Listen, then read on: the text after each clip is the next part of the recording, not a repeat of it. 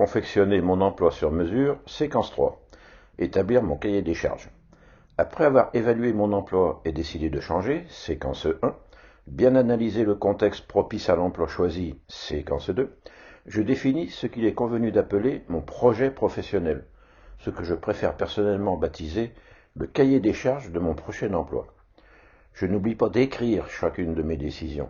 Les idées peuvent être assez claires dans ma tête, mais je dois faire un effort de formulation pour pouvoir communiquer sur mes problématiques. Pour avoir accompagné de nombreuses personnes à ce stade de la démarche, je regrette que ce qui a été décidé au jour J soit souvent oublié par l'intéressé à J+7. L'écriture joue le rôle de clapet anti-retour dans la démarche. Cet exposé constitue la séquence 3 de la webconférence intitulée « Confectionner mon emploi sur mesure ». Petit rappel pour ceux qui découvrent, conférencier décalé signifie sans langue de bois. Pour changer d'emploi, je peux répondre aux annonces dans la mesure où je corresponds à peu près au profil demandé. Mais je peux aussi me définir un emploi sur mesure et en faire mon plan A. Mon emploi sur mesure est un objectif que je risque d'atteindre par étapes successives, mais tout emploi qui m'en rapproche est bon à prendre. De plus, mes mensurations, à savoir compétences, personnalité et motivation, évoluent avec le temps. Mon plan A, ce pourrait être celui qui me donne la note maxi sur toutes les lignes de la grille présentée au chapitre 1. Ce serait donc, pour avoir la note maxi partout, un travail qui ressemble à mon loisir préféré, dans un environnement où j'aimerais passer mes vacances, bien rémunéré, avec un employeur qui reconnaît mes mérites et qui m'offre des perspectives d'évolution prometteuses. La bonne nouvelle, c'est que j'aurai plus de facilité à me faire embaucher pour ce plan A que pour un emploi qui me correspond vaguement, car je n'aurai pas de concurrence. La moins bonne, c'est que je vais devoir prendre l'initiative. On dit même que chercher correctement un emploi est un emploi à plein temps. Remplir mon cahier des charges, c'est prendre moi-même les décisions concernant mon prochain emploi. Elles sont nombreuses. En voici 10 très classiques sur lesquelles je vais devoir affirmer ma position au fur et à mesure que j'avancerai dans ma démarche vers la terre promise. Première décision importante, quelle place doit occuper mon prochain emploi dans le reste de ma vie? Un changement d'emploi est une excellente opportunité pour régler le curseur en fonction de mes souhaits du moment. Nombreux sont ceux qui, sans en être toujours conscients, se laissent licencier pour régler ce problème. Autant, une fois libre, aller au bout de l'idée. C'est le moment de préciser ce qu'est l'art du ménagement.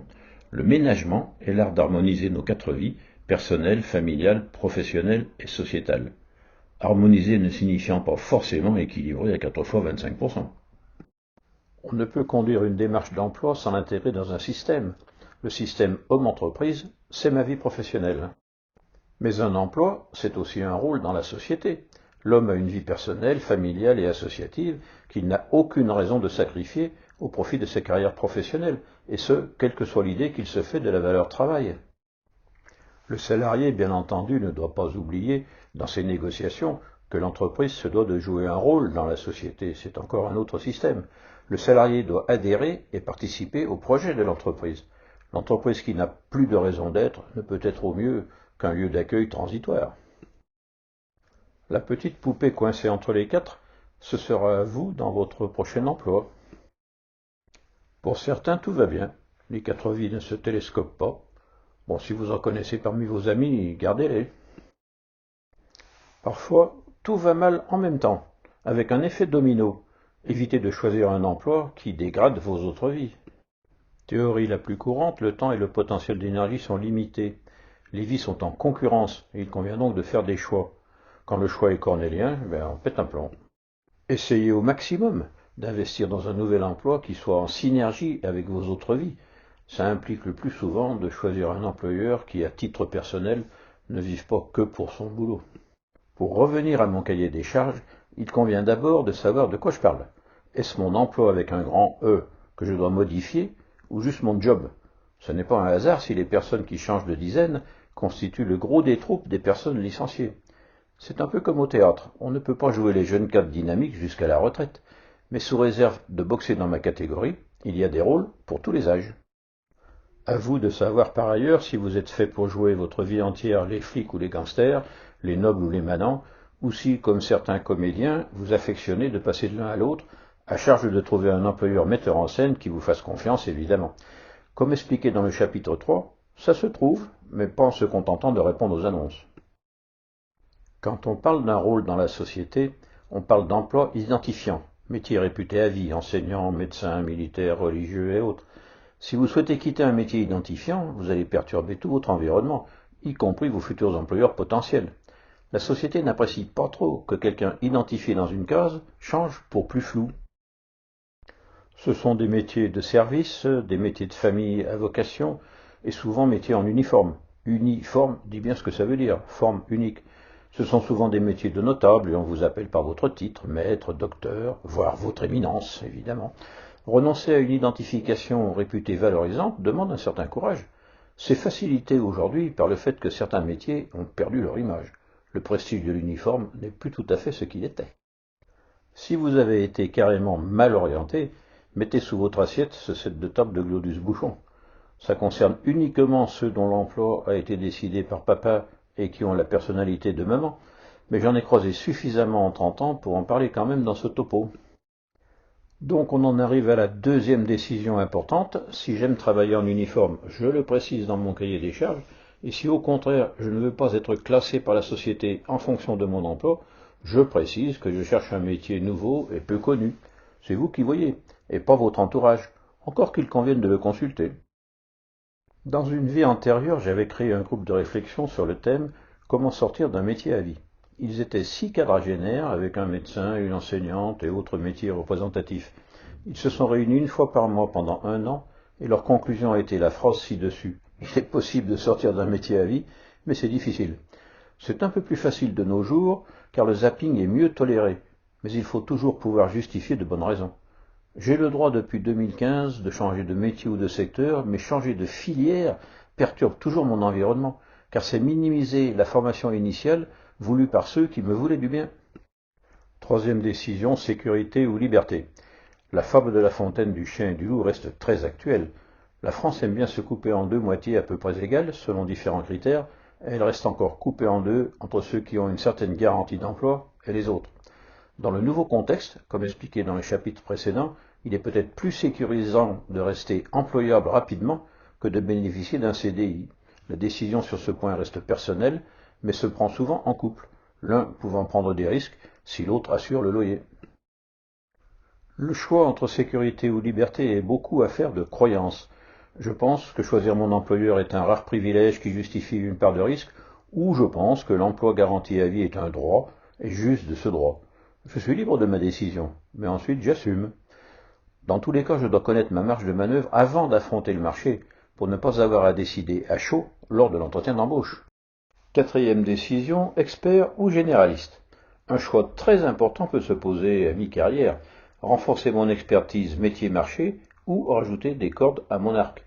Le cas le plus classique est celui de l'ingénieur ou du comptable qui découvre à 40 ans qu'il n'a pas que la rigueur, mais qu'il possède aussi un cerveau droit, jusqu'à ce jour inexploité.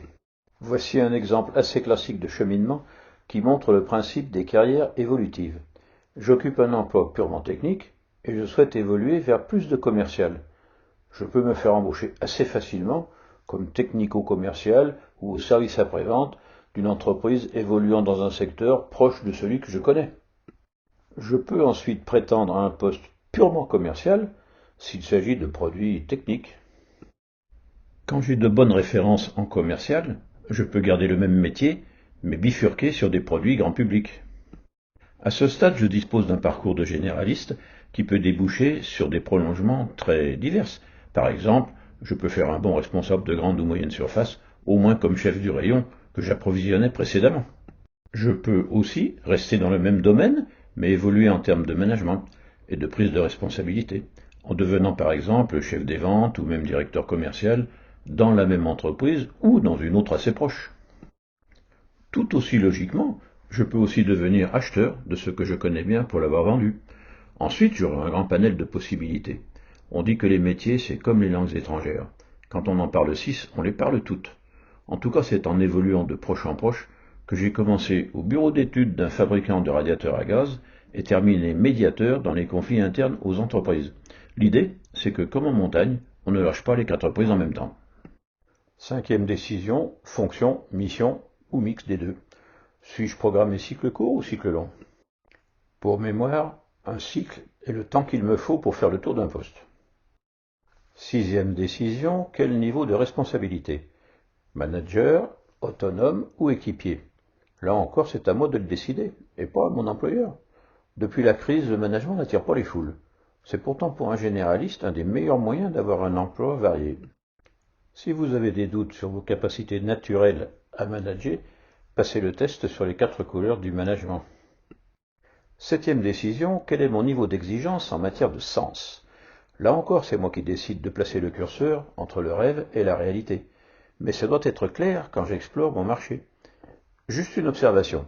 Il existe des associations et des ONG qui sont de vrais paniers de crabes, et il est possible de se sentir très utile dans une société qui fabrique des brosses à dents. Sur ce point-là, si vous rêvez, vous aider va être compliqué. Huitième décision, monotâche ou multitâche. Un emploi de monotâche n'a rien à voir avec un emploi de multitâche, toutes choses étant égales par ailleurs. Si vous aimez travailler sur un seul dossier à la fois, ne postulez pas dans une agence commerciale. En tant que médiateur, j'ai eu à gérer des conflits qui n'avaient pour origine que de terribles erreurs de recrutement sur ce point-là. Il ne suffit pas d'avoir le même diplôme pour occuper le même emploi. Neuvième décision concerne le choix du ou des secteurs. C'est un peu comme les métiers. Il n'est pas très facile de sortir d'un secteur identifiant, comme banque, travaux publics, automobile, grande distribution ou fonction publique. Mais c'est possible, si c'est cohérent dans mon évolution de carrière, principe du poste développé au chapitre précédent. Tant qu'à faire de changer d'ascenseur sur un palier donné, prenez-en un qui monte. On en parle à propos des secteurs, mais c'est vrai à propos des métiers et des entreprises à cibler. Sauf à vous faire une vraie spécialité de redresseur de boîtes pourries, évitez de rejoindre une entreprise la veille de ses funérailles. J'ai croisé de vrais porte-poisses. Partout où ils passent, la boîte s'écroule. Et c'est même pas de leur faute. C'est juste des mal informés qui ne font pas d'études de marché. Dixième décision qui n'est pas facultative, grosse boîte ou PMI? Passer de l'une à l'autre n'est pas forcément idiot, mais il est rare de trouver des employés totalement indifférents à ce critère. Il existe aussi un temps pour tout. Si les deux vous conviennent, il vous faudra posséder tous vos documents de publicité en double, y compris le CV.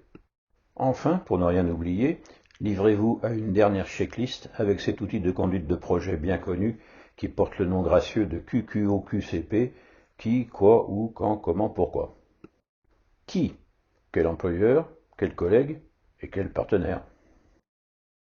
Sur le quoi, il va falloir être un peu précis. Je veux faire du commercial. Ok, c'est une information, mais votre plan A, c'est de vendre un produit, un service ou des idées, de l'équipement ou du consommable, du catalogue ou du sur-mesure, du B2C ou du B2B, du haut de gamme ou du standard, etc.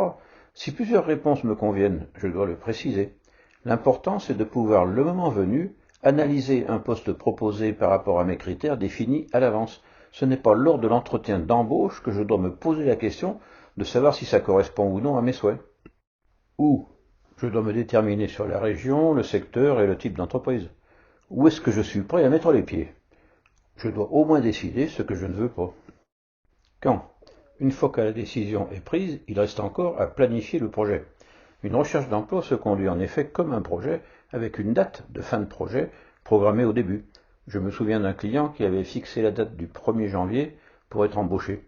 Comme j'estimais qu'il avait vu large, je lui ai proposé d'avancer l'objectif au 15 décembre pour qu'il puisse arroser son succès à l'occasion des fêtes de fin d'année. L'important, c'est de visualiser dès le départ le jour où j'arrose au champagne. Comment? Le comment fait l'objet du chapitre sur la stratégie. Méthode volontariste ou opportuniste, ou mix des deux. Il reste le pourquoi. Pourquoi changer et changer pour quoi? Je vois d'abord une finalité très large. Viser l'emploi qui me convient le mieux, tout simplement pour réussir ma vie. L'emploi contribue à donner un sens à ma vie. La fameuse question, à quoi sers-je? Constater que je ne sers pas à grand-chose est un peu déprimant. On ne vit paraît-il qu'une fois, et ce qui est perdu, est perdu. À titre personnel, chacun a ses raisons, car chacun a ses rêves, et chacun vit dans sa réalité, et donc chacun a son écart à réduire. Et surtout, n'oubliez jamais, naviguer vent arrière et nager dans le sens du courant, c'est tellement plus cool que de stresser et tellement plus efficace. Oncle Jacques.